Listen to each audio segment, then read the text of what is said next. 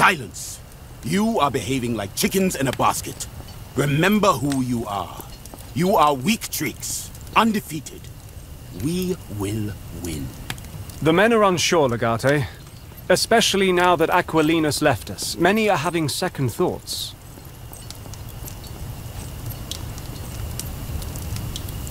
No one will come after you. But know you will die as cowards. We must be quick and deadly. The Legion must move in and take control of the city. Don't be naive. We have broken one of the oldest and most important taboos of the Republic. We are invaders of our own city now. Disbanded, as Wictrix was meant to be. What we've done breaks with old tradition. I think he made his reasons abundantly clear. Maybe. But what if you can't? I understand the choice you have made. I get the idea of temporarily sowing chaos to instill order in the long term. It's a price we have to pay. But don't let Kaizo's life be a part of that payment. We've all been through too much together. He's not the only problem. We'll need to control public opinion. Eliminating the dictator will not be enough. We must take care of the Pontifex Maximus as well. As the religious leader of Rome, he has the power to mobilize people against us. I think he's not your biggest fan. You know he's held a grudge since the Asia campaign. Keep in mind Cotta is an Optimus. What we've done goes against everything he believes in. Everyone believes in one god or another. Point is, people listen to him. Only him and the Vestal Virgins are allowed to enter the inner sanctum. But old traditions didn't stop us from bringing Wheatrix across the Rubicon, so... We can be very convincing. It's a good plan. Once Cotta is out of the way, there is no need to worry about the opposition he might drum up against us. Once we're ready, we'll need to secure the Senate with overwhelming force and neutralize Vitellius Lurco. Agreed. This will never be over as long as he is at large. It is very likely that the Senate will be full of senators. Vitellius Lurco might use them to shield himself. Keep in mind, we may also encounter ordinary citizens trying to protect the Senate against our assault.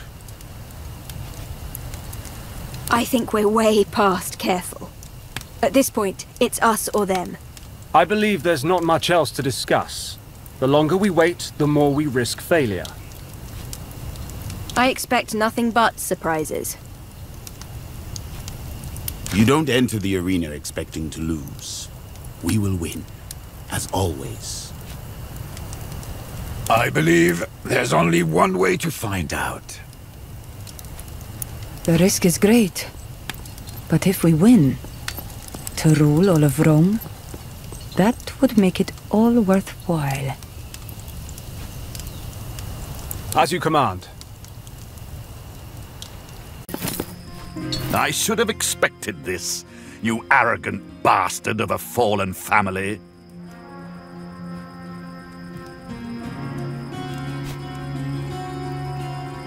What about all the things you have done? Are you willing to burn down the Republic?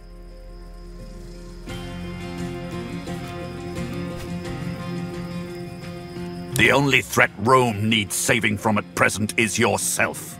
All this bloodshed. And for what? Then I will gladly shed mine to preserve that greatness. Let's finish this.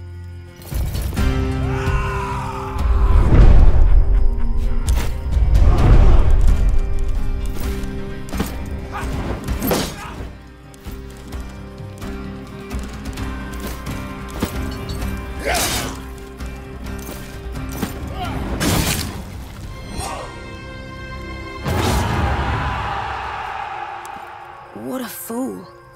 We only came to arrest him, and he made us do this. He died well, although his death was unnecessary and fruitless. He knew he could not win. He wanted to die. It is too late for doubt. We should return to the villa. Hopefully the other team has managed to get the city under control.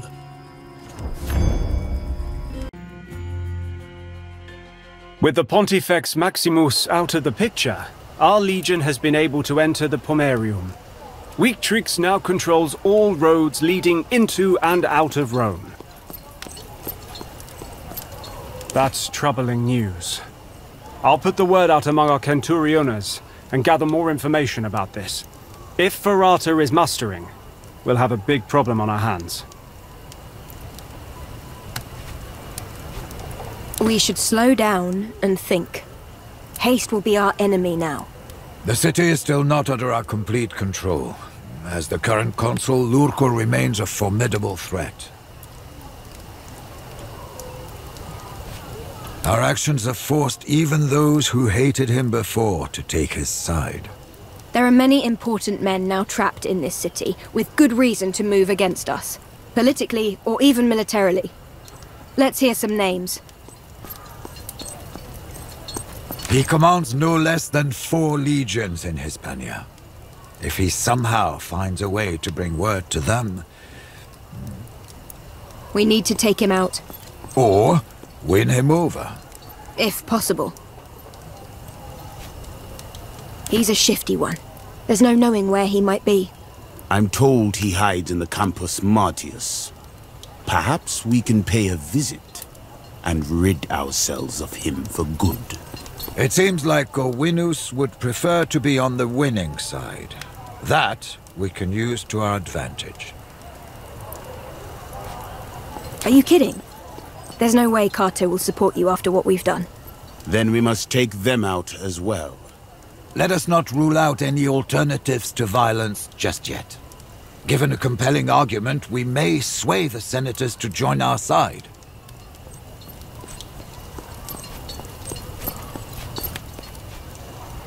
We don't have much time. We'll have to split up. You are needed here, Legate. Our true quarry awaits us at the Senate. We have preparations to make. We should think carefully about who we send where.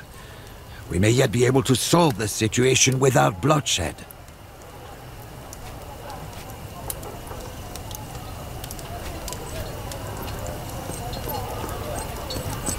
If that is what you wish, I will do my utmost. It will be just like old times.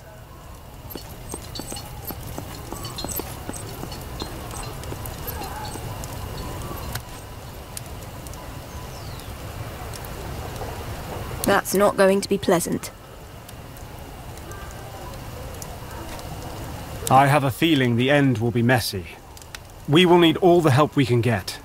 We control the peripheries of the city, but the inner districts are still putting up stiff resistance. Clearing a path to the Senate may prove very difficult. Valete, may Fortuna be on your side. Personal accountant, physician, and administrator of Legatus. I know, Cineros. There are times one's reputation precedes oneself. Judging by what's happening to the city as of this moment, I'd guess it's either to kill me or to enlist my aid. Let us listen to your words, then, hoping they won't fail you. Let us make one thing clear. You have created this conflict. I am merely watching things unfold as of now. My mind is not made up yet. I consider many things, Serwe. Supporting the rightful consul of Rome is something I will probably not refuse if he seeks my help. In politics, everyone thinks of their own profits first. Why should I join you instead of him?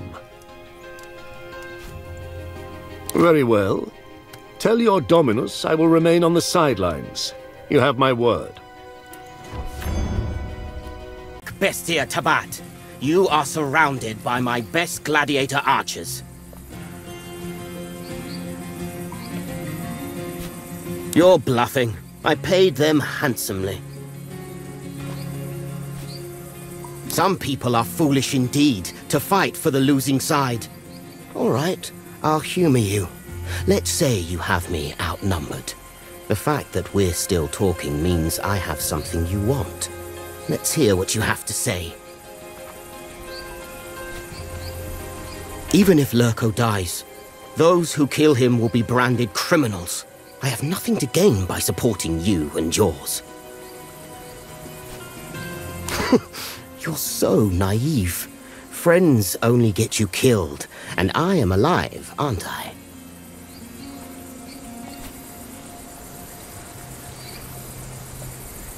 Shame. A man like you deserves to die gloriously in the arena. Instead, you'll die here, with no one to witness your fall.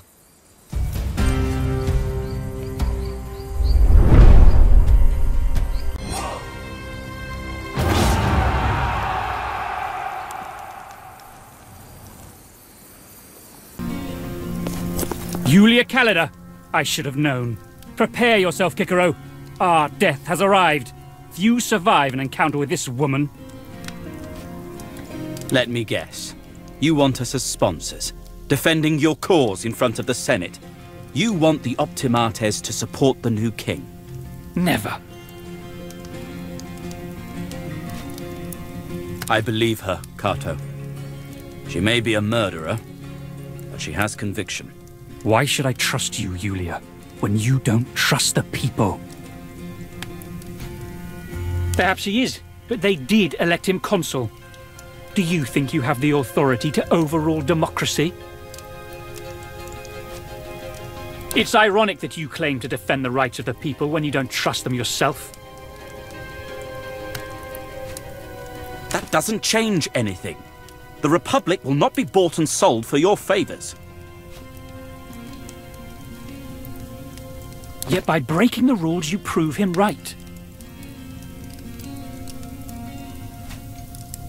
I have no reason to believe that. I can't support someone who disregards all virtue in the name of vengeance. I believe we have exhausted all lines of inquiry. Still yourself, Kikero.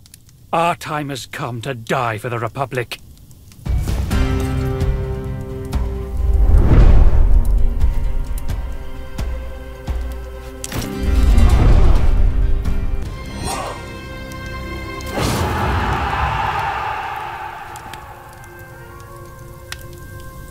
The hour of reckoning is at hand. A grim task awaits us. It's time to formally declare martial law. Not every citizen will take kindly to that, I know I wouldn't. So let's make sure we control the market when the news is read. Unlikely. Formulating a plan takes time, a resource we have so far denied them. Many of the senators who still oppose us employ gladiators for their own protection, and other less moral purposes. Of course, they all have their own lictors as well. Depends on how fearful they are. The more cautious among them will hold their people back, to defend their own villas or to fortify the Senate. There's more. We've received reports that individual men from Legio Ferrata have taken up arms against us. We believe they have retrieved their equipment from the Gallic War. All of Ferrata would be no match for a single cohort of weak tricks. A few scattered legionari will pose no threat. It's not just about the legionari themselves, Bestia. They might rally the citizens against us. Our legion and theirs did not exactly get along. But still, our people will not be happy to fight Roman legionari. Let's just say there were some dissenting voices. No one will hear those voices again. It's a revolution. As I understand, these things rarely happen without some bloodshed. A declaration of martial law is just so many words. It means nothing unless we speak from the very heart of Rome. We need to be at the Senate. The consul is holed up at the Senate with his remaining supporters. It may be the most heavily defended building in the world at this point. But you're right, Surway. That's where we must go. To the best of our ability. We're trying. But to be honest, Legio Weaktrix is not used to this kind of combat. The Forum Romanum and the rest of the Capitolium is still contested. Only those few who have taken up arms for Lurko of their own initiative. Unlike Legio Victrix, they were disbanded as per tradition. It would be very difficult for Lurko to quickly muster his forces. I would really think thrice before underestimating that man, Prima. Easier said than done. Then she would have fallen long ago. I see your point. The Forum is heavily fortified indeed. Our Legionari are trying to keep the Capitolium secure, but the Consul called upon the citizens of Rome. They are eager to defend their republic, with their lives, if necessary. With all due respect, I do not think they're in the mood for a detailed political discussion. In their eyes, we're nothing but bandits now. We must make our declaration of martial law near the Senate. I agree. A group of us should be tasked with protecting the newsreader. Otherwise, if the people don't silence him, the Consul's lictors will. Sounds fine to me, but those brave fools from Ferrata still worry me. We need a dedicated group to run interference in case they crash our party. The most difficult task will be the main assault. You must fight your way through all their defenses to reach the Senate.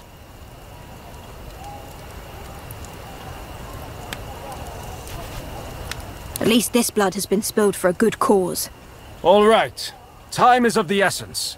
No more talk. You have all heard the Legatus. Prepare for the final push.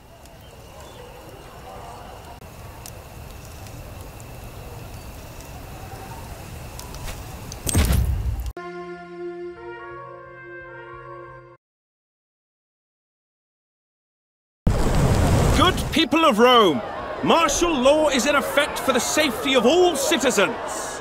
Groups of more than 3 men shall not congregate in public spaces. A curfew is in effect.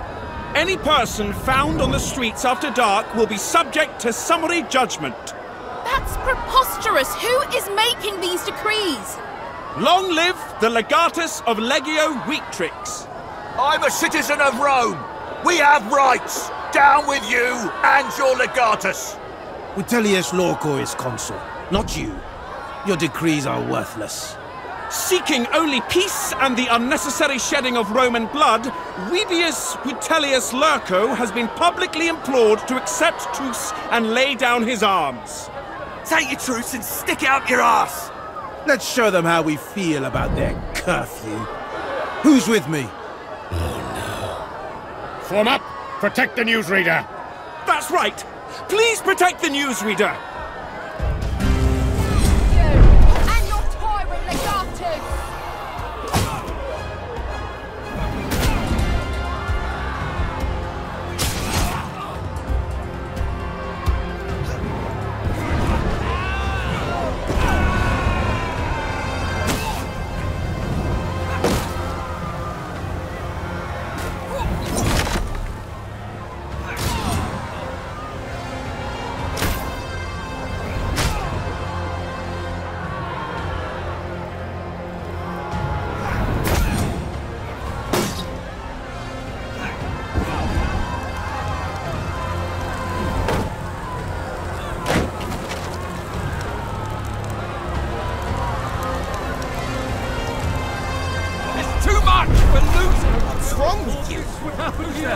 Those Legionari, those are Ferrata's colors. Lurko's men are here. That's it! The mob is scattering! Let's go see if the others need help getting through the barricades. Doesn't seem like the other team has things under control. We have a task. Let us focus on it. We can slip in here, through the alley. There's more cover that way. Our catapults will make short work of those barricades in the corner.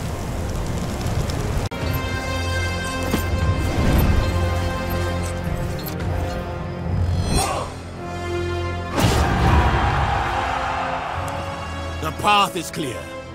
The Forum Romanum is ours for the taking. Nothing stands between us and Lurko now. Are you ready? This is the moment we've been working towards for so long. You'd better be ready. Come on.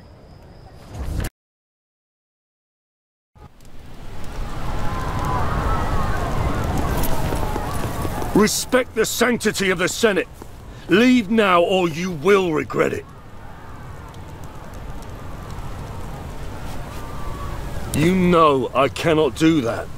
They can't do it because they have a sense of duty and honor. We've been waiting for you. I hoped you wouldn't come. Foolishly, perhaps. Whatever's necessary. You have already crossed the first line. I will not let you cross the last.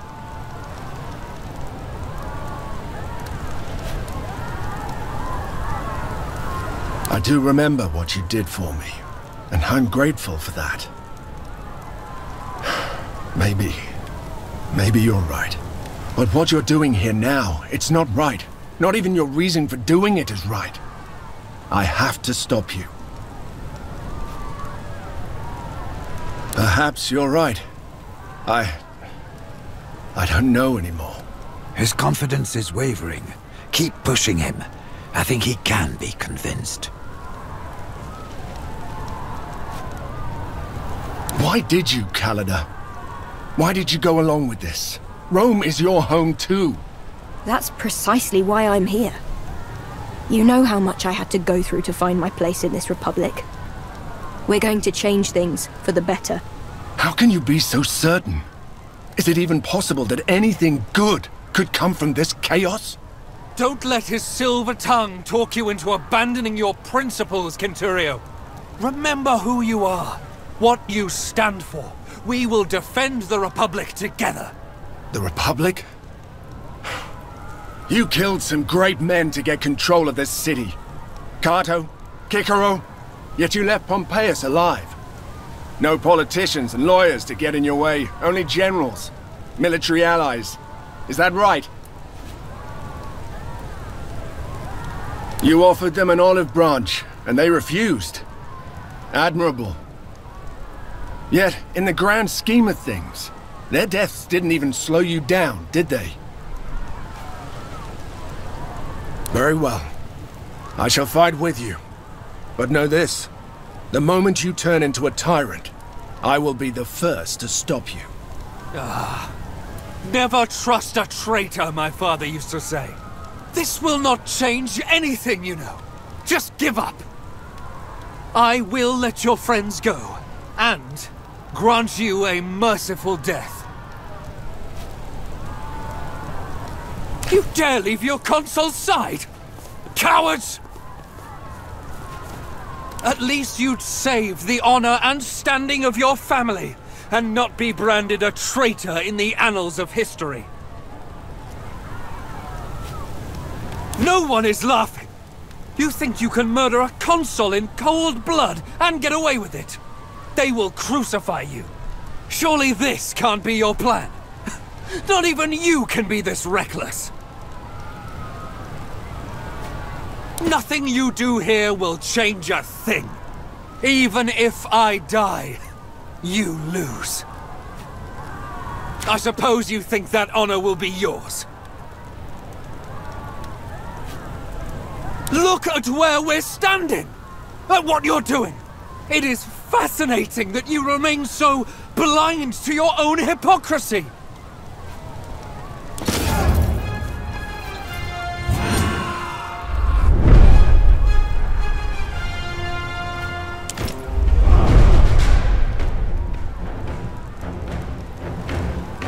There was no glory in this battle.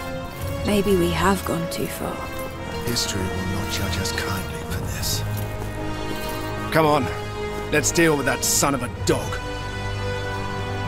Can you not hear the angry mob outside? Can you hear the cries of the helpless that you swore to protect? When will you understand that everything you fought for... What is happening? The roof is falling. Seek cover! The fury of the gods. Is everyone all right? We're all fine, but not everyone in here was so lucky. We have to get out of here. Good. One final push. You madman! Will nothing make you see reason? Come then, Claim your vengeance!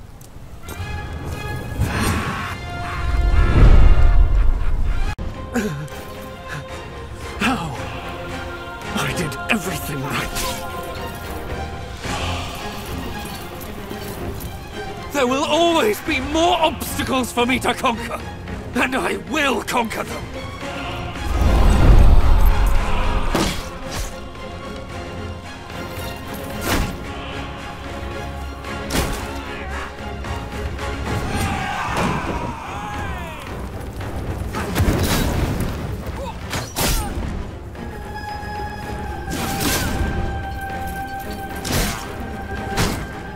Nothing gets through my shield!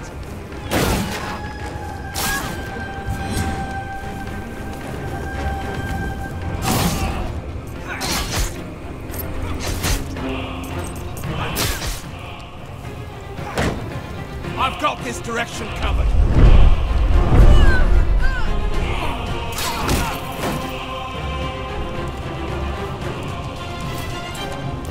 I'm too old for this!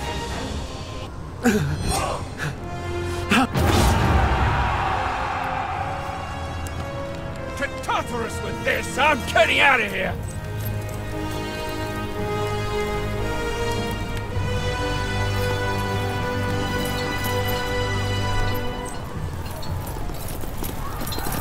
You've been dreaming of this since the day your father died. By Jupiter's beard!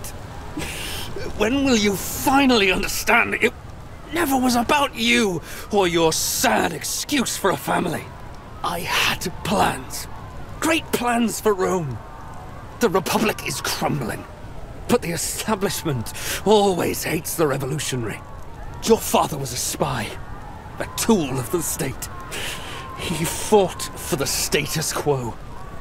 I was forced to eliminate him to save Rome. Maybe.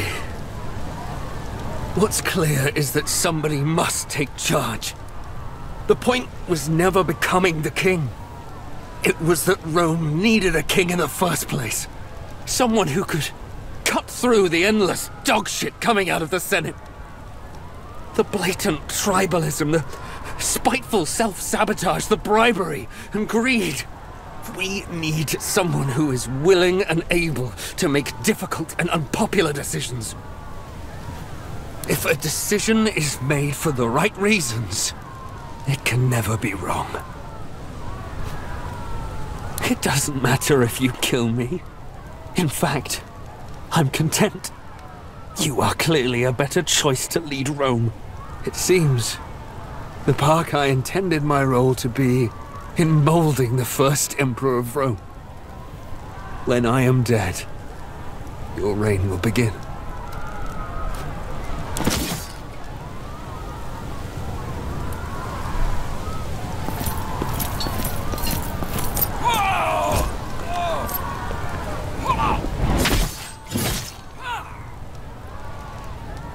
It's finally over. It almost seems unreal. So many people have died. None of this needed to happen. You have violated every single rule we set out to protect in the first place. You have killed Romans. Senators, even. Kaiso was right. You do sound like Lurko. We must submit ourselves to the judgment of the Senate, as we discussed. Only then can we begin to undo some of the damage we have caused. Are you stupid? Did you hit your head in battle? We will all be killed. Not all of us.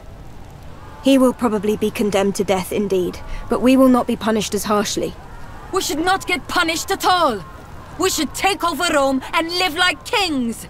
The Anira is right. Surrender will only lead to execution.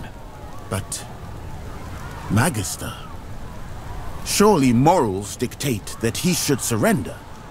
Doing anything else would be immoral, and thus make him a lesser man. He is like my own child. He would be a lesser man, but a man who is alive. They will not just let us go. We all attacked. Well, I certainly do not want to be executed. may I remind you what you have just said about the expected behavior of a moral individual? I don't consider myself a particularly moral man yet. I don't care about the philosophy of it. If you stay here, more people will die and the chaos will never end. We don't have to turn ourselves in if you're afraid of the consequences. I'm sure Cleopatra will protect you if you flee to Egypt.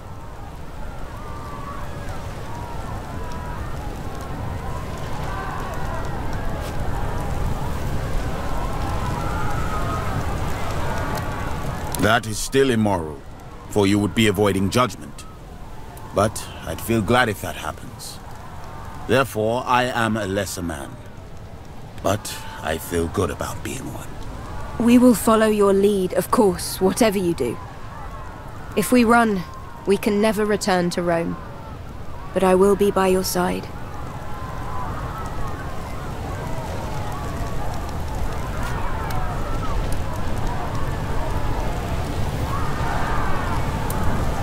Please don't do this.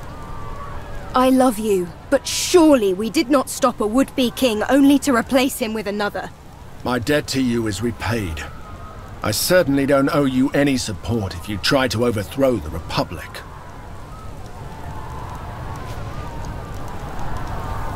It's clear there is no changing your mind. Perhaps this was your goal all along. Well then, this is goodbye. I love you. If you truly believe this is the right thing to do, then I stand by you. Good. Your love is stronger than all this.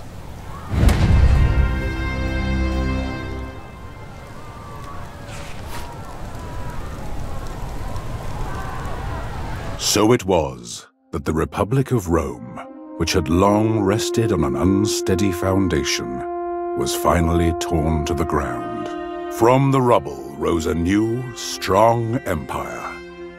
Though the institution of the Senate was maintained for centuries to come, all power was stripped from it and granted almost in full to the new ruler of Rome. From lost scion to legionarius to legatus and finally to emperor, the first citizen of Rome had broken with all traditions and betrayed the faith of many during his meteoric rise to power. But as much as those who once held power now loathed their new ruler, he was greatly beloved by the people of Rome, for whom life universally improved under his rule. As he built Rome up from a regional power to an empire spanning the continent, he came to be revered almost like a god. Old Cineros, the emperor's most beloved servus. Though he was free, he would not leave the side of his dominus until the day he died. He lived many more years in luxury and leisure, with access to the finest works of philosophy and visited by great scholars from near and far. Freed of his domestic duties, he even found the time to author a great work of his own, a treatise on the topic of regret and forgiveness. Though its contents are lost to time, we must imagine that its completion brought him great satisfaction. Caeso left Rome with Lucia and their daughter. They traveled to Africa, as Caeso remembered the warm nights and the lush Nile Delta fondly. Here they found a place to settle and made a peaceful home for their family. Though their relationship was distant at first, their devotion to their child drew them together, and their affection for each other grew stronger through the years. To his surprise, Caeso took well to fatherhood, and soon he and Lucia had many more children. Callida's second marriage turned out considerably better than her first.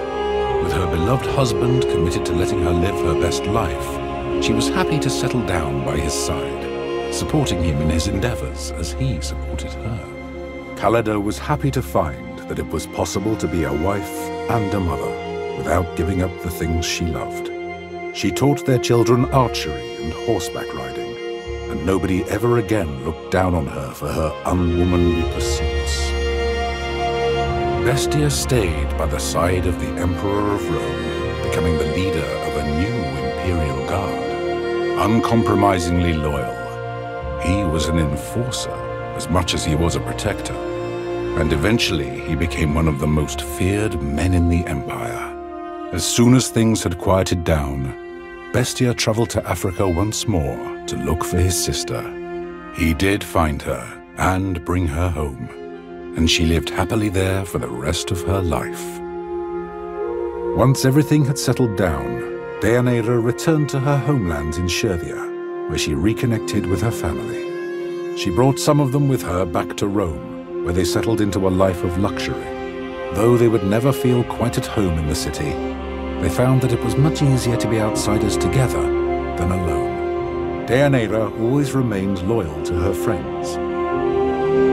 Claudiana lived for many more years. She had many friends in Rome, and her life was peaceful and comfortable until her final days. On her deathbed, she revealed that she had once been very close indeed with Lucullus, and that indeed the true family name of her children was Licemia. Pompeius left Rome and returned to Hispania. There he became the focal point of an effort to wrest Rome once more away from its new ruler, with an eye to restoring the lost republic. The great general and his supporters raised 10 legions and marched upon Rome, where they were destroyed in a humiliating defeat. Pompeius then fled to Egypt, where he was murdered by an unknown party upon his arrival.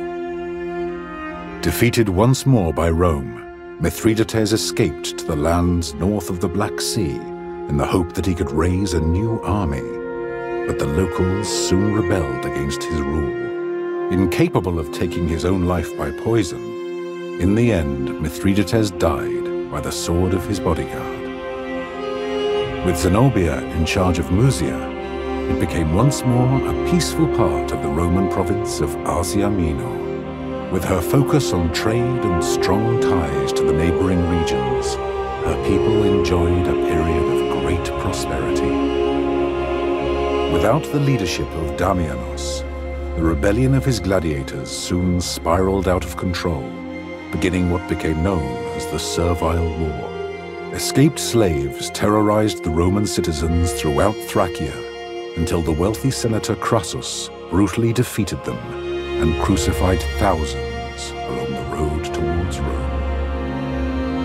Runia's death sent Nazarmanes spiraling into a fractious conflict as greedy elders from minor tribes attempted to fill the void her passing had left behind.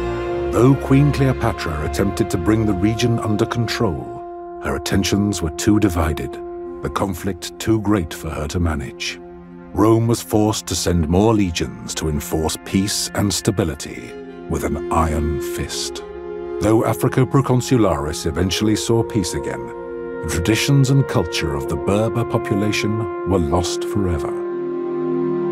Queen Cleopatra Philopator was, from the day of her coronation, a greatly beloved queen of Egypt.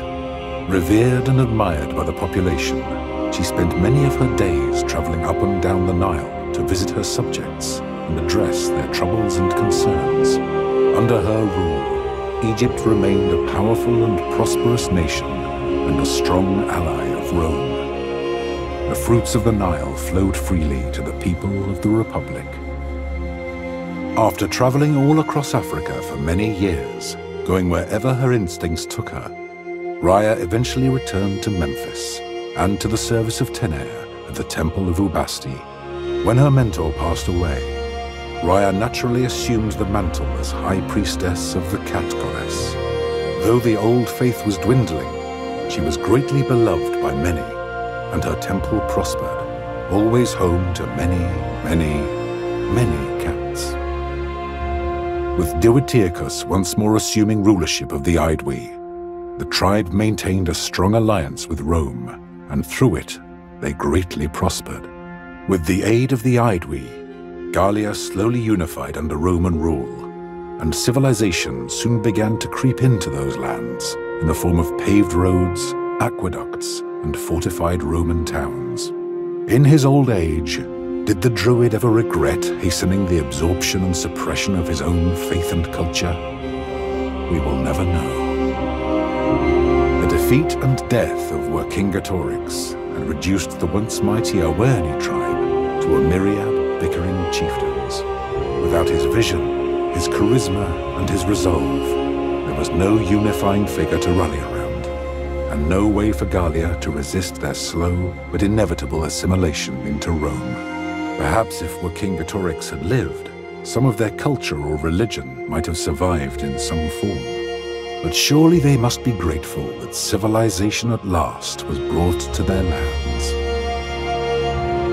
In this work, I have done my best to recount the history of this fascinating period, truthfully and accurately. As I have scoured the sources and spoken to many who claimed to have heard the story from someone who was there at the time, one thing that has stood out to me is the pivotal moments along the way where our story could have turned out very differently. Could the Republic have continued without an emperor? I believe so, if the Legatus had been willing to make the necessary sacrifices. But it is clear that the personal cost would have been great, as would the risk to the highly troubled Republic in the absence of leadership.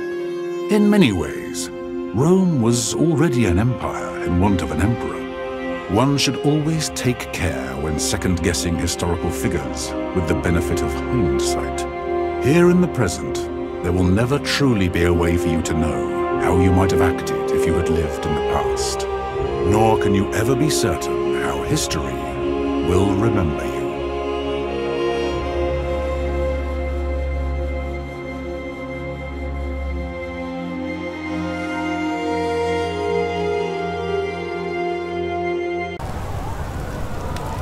This is the right choice. We continue. Onwards to new adventures. I'll make the arrangements, Domine.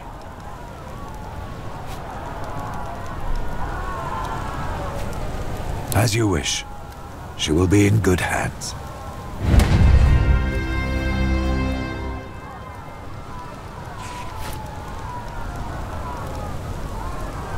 There are some who say it was a sudden change of heart that turned a would-be tyrant from his throne. Most accept the common story. A man pushed to his very limit by the machinations of a corrupt consul.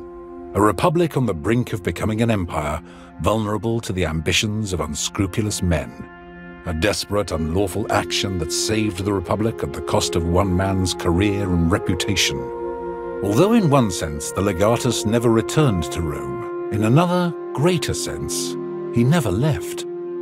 With his earth-shaking actions, he had set Rome upon a course that would guide it through history for centuries to come.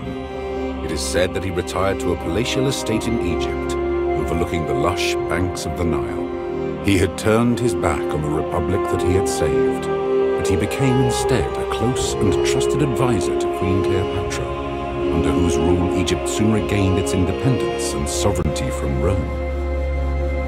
As his dominus left Rome in exile, old Cineros chose to stay behind. There was just enough time for the Servus to get the manumission he had been promised before he was left to his own devices. For a time, he stayed with Claudiana at her invitation, until he had earned enough denarii as a teacher of Greek to get a small place of his own. She had offered him money, but he had politely declined. Cineros still had many powerful and influential friends in the city, and thanks to them he enjoyed access to well-stocked libraries and well-educated conversation. Ultimately, what gave Cineros peace was the knowledge that he had long since unburdened himself with the guilt of the mistakes of his youth.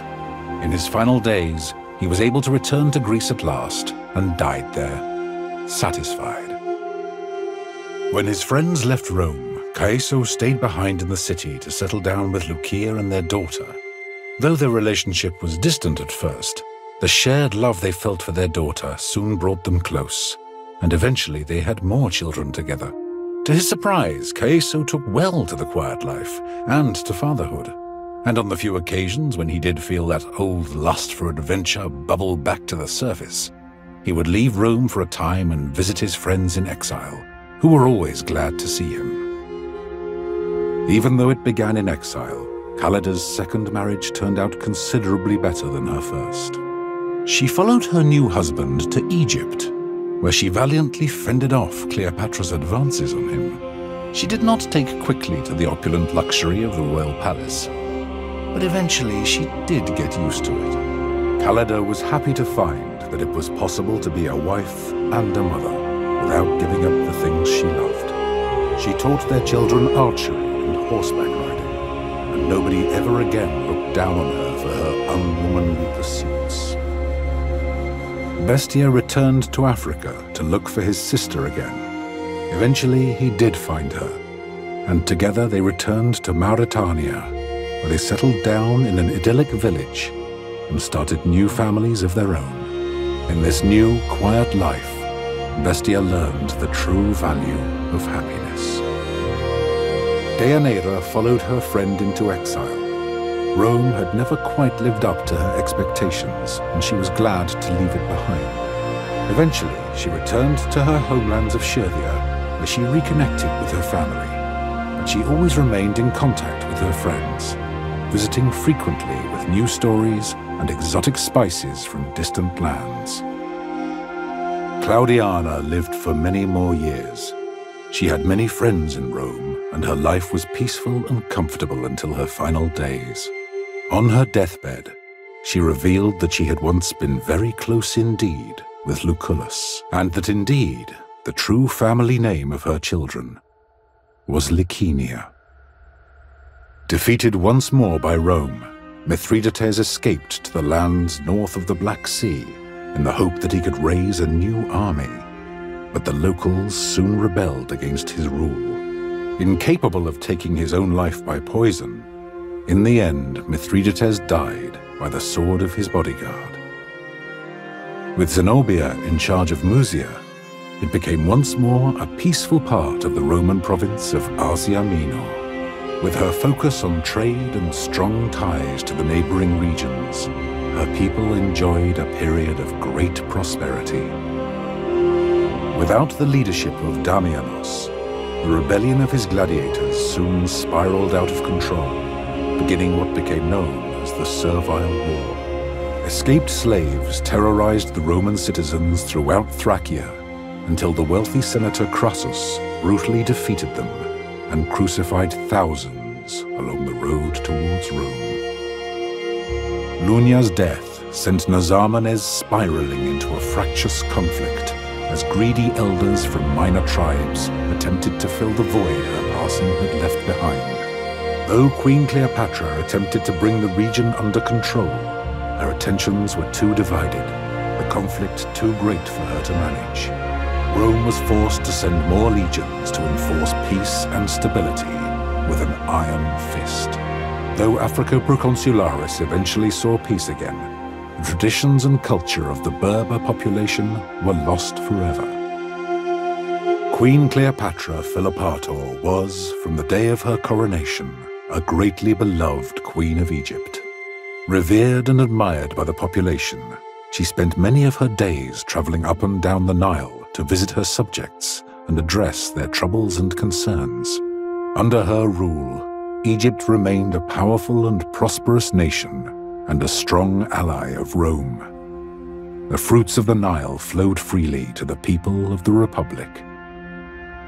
After traveling all across Africa for many years, going wherever her instincts took her, Rhea eventually returned to Memphis and to the service of Tener at the Temple of Ubasti. When her mentor passed away, Rhea naturally assumed the mantle as High Priestess of the Cat Goddess.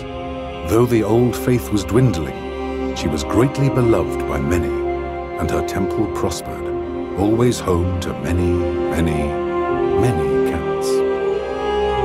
With Diwytirchus once more assuming rulership of the Aedui, the tribe maintained a strong alliance with Rome, and through it, they greatly prospered. With the aid of the Aedui, Gallia slowly unified under Roman rule, and civilization soon began to creep into those lands in the form of paved roads, aqueducts, and fortified Roman towns. In his old age, did the Druid ever regret hastening the absorption and suppression of his own faith and culture? We will never know. The defeat and death of Vercingetorix had reduced the once mighty Awerni tribe to a myriad bickering chieftains. Without his vision, his charisma, and his resolve, there was no unifying figure to rally around, and no way for Gallia to resist their slow but inevitable assimilation into Rome. Perhaps if Vercingetorix had lived, some of their culture or religion might have survived in some form. But surely they must be grateful that civilization at last was brought to their lands. In this work, I have done my best to recount the history of this fascinating period, truthfully and accurately. As I have scoured the sources and spoken to many who claimed to have heard the story from someone who was there at the time, one thing that has stood out to me is the pivotal moments along the way where our story could have turned out very differently. Might the Legatus and his friends have remained in Rome to influence its politics in the years to come? Certainly when Legio Victrix crossed the Rubicon, the only way to remain in Rome would have been as its emperor. But perhaps if a different decision had been made on that fateful bridge, a more peaceful resolution would have been possible. One should always take care when second-guessing historical figures with the benefit of hindsight. Here in the present, there will never truly be a way for you to know how you might have acted if you had lived in the past. Nor can you ever be certain how history will remember you.